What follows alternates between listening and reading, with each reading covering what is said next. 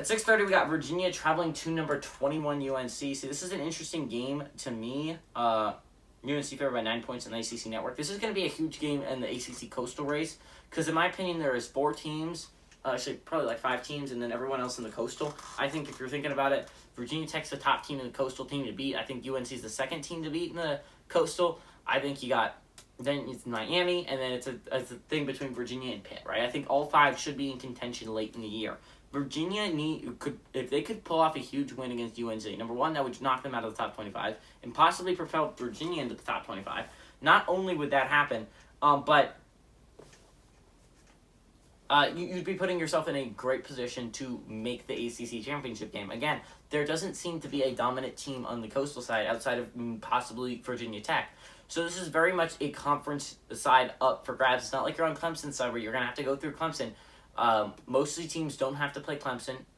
I haven't looked at Virginia's schedule. I don't know if they do.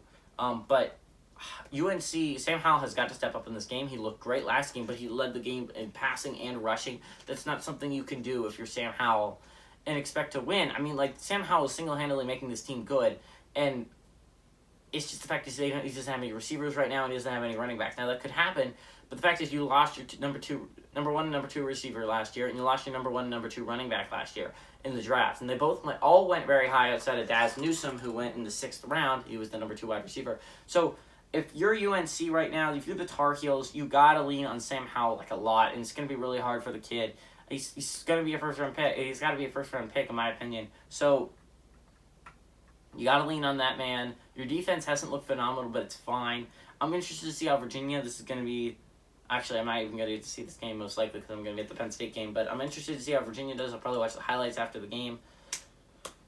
Give me UNC here. I think UNC is a better team. I think you have the better quarterback. And the fact is, I normally go with the better quarterback unless they're playing a really good team. And the fact is, I don't think Virginia is a phenomenal team this year. Give me UNC, the Tar Heels, to win and cover this game.